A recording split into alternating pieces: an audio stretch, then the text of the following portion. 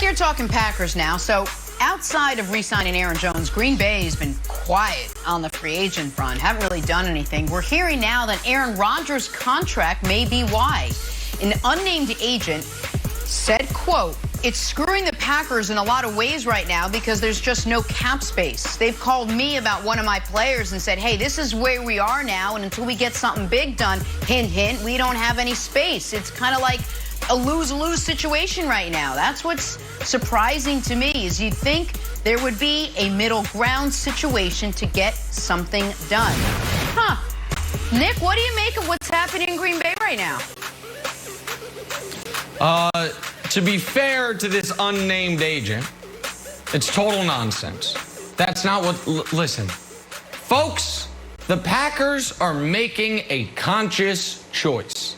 And that choice is to keep their flexibility and their options open for the 2022 and most notably the 2023 season.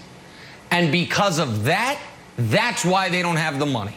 Because if they wanted to open up money, they this quickly could, and they wouldn't even have to extend Rodgers. They could simply take some of the money he's owed this year, convert it to a signing bonus, I don't have to get into the minutiae of it, and have it spill over to the 2023 cap. The reason they're not doing that is right now they can walk away from Aaron Rodgers before 2023, before that season, and the dead money is only $2 million. If they were to take $15 million of this year's money, put it on that cap, then all of a sudden that $2 million goes to $17 million. And they want the flexibility.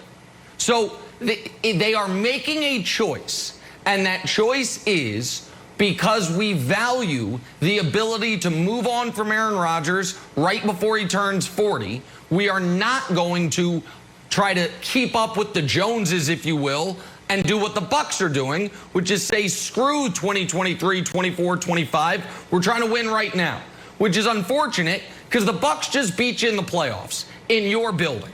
So I don't buy this at all, Brandon. I think this is the Packers spinning things to the agent world the way they want to, when they easily could open up money. It would just tie them to Rodgers longer term than they feel comfortable with. Resident GM, got to say this live on television. I think you convinced me. I think you convinced me. Oh. But I still got to go with my take. You know, just for television right now, I have to go with my take, and I got to play devil's advocate, right? Think about it. You go out and you draft Jordan Love. You are Aaron Rodgers. You're one of the best to ever do it in the National Football League. And then you go out and you have an MVP year. To me, this is Aaron Rodgers saying, I'm leaning into my leverage. You go out and do that. You heard him last week talk about it. He spoke 3 times on a national network talking about, you know, oh, there were some people thought my career was going to end. You know, the timing of my career didn't match up, whatever. I won MVP. He said a few other things. Aaron Rodgers having fun with it. Aaron Rodgers has all the leverage because they know without him they have nothing. You go out, like I said, you draft Jordan Love, and then you follow that up with the MVP year. Aaron Rodgers wants the bag. That's what he wants. He's going out and he's getting everything he deserves. You got Tom Brady playing into his mid-40s. Why not Aaron Rodgers? Does he show any signs of slowing down, Wilds? I don't think so. So Aaron Rodgers doesn't want a 1-2 year deal. Aaron Rodgers wants a 4 or 5 year deal with X amount of guarantee. He's not playing around with the Green Bay Packers. You played around with him last year and you drafted Jordan Love. He ain't playing. Okay, so I think the Packers should trade Jordan Love. Just move on. And I don't think they will, because they're afraid to apologize, Nick, and they're afraid to admit that they made a mistake. Why did the Jets move on from Sam Darnold? Joe Douglas like, I didn't draft you, Sam Darnold. I want my own pick. Like, what Sam Darnold's like, I was on. If the Jets never made a GM change, I bet Sam Darnold would still be there. But they're all in supporting this decision on Jordan Love. Like, this is our plan. We're sticking with our plan, no matter what Aaron Rodgers does, no matter what, if Aaron Rodgers had his MVP season. The plan is Jordan Love. And I think it's ego, it's hubris, It's the inability to say, like, you know what, we screwed up. We should trade Jordan Love. But I don't think they're going to do it, and I think it's hurting the franchise. Man. I agree with you, except for one point. I don't think they yet believe it's a mistake. They keep you know what they're doing? Oh. They are engaged to be married, and they are refusing to delete Tinder and Bumble from their phone. They just want to keep a slight option open. They're just like, no, I'm happy, we're good, but I'm not quite ready to deactivate the account. They are keeping their options open because right now they can very cleanly You're move on engaged from to a Rodgers 10 though, in Nick. 2 years.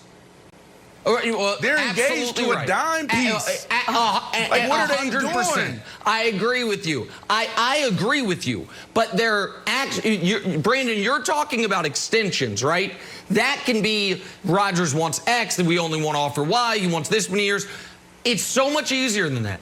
All they could, how much money do they want to open up? 10 million, 12 million, 15 million? They could do all that on his current contract. But it would tie Rodgers there longer than he currently is, Brandon. It's simple. All of us sitting up here, we're married. If our wives come up to us and say, hey, I want this, and they really wanted it, they'll get it. Now, there's certain things you're like, man, this doesn't make any sense. This is outlandish, this is crazy. But if they really want it, they're going to get it. So if Aaron Rodgers is saying, I want a contract and I want a 4-year deal, X amount guaranteed, guess what you do?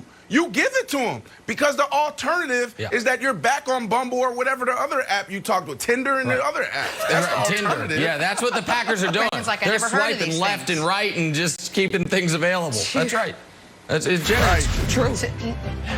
To Nick's point, Packers can clear almost $15 million in cap space if Rodgers is willing to restructure. So it's a large number there. All right, moving on. Nick's NBA medal, Zach LaVine dropping a career-high 50 on the Hawks Friday night, but the Bulls lost, and LaVine just missed the medal stand. Nick, who you got from a very busy NBA weekend? A 50-point game missed the medal stand? Who's this committee? Well, it was a hell of a weekend. Zion had 75 points in 2 games. He missed the medal stand entirely. Sorry, Zach LaVine. 11 second-half points and a loss to the Hawks. You're out. Who's in? Let's start with Gary Trent Jr. Oh, Portland doesn't love him. You know who does? The Raptors. Masai Ujiri. The next time he loses a trade will be the first time he loses a trade. 44 points on 19 shots. That true shooting percentage, the second best in modern NBA history, only to a Klay Thompson game for that many points in a game. Gary Trent Jr., have yourself a day. Next up, Jason Tatum.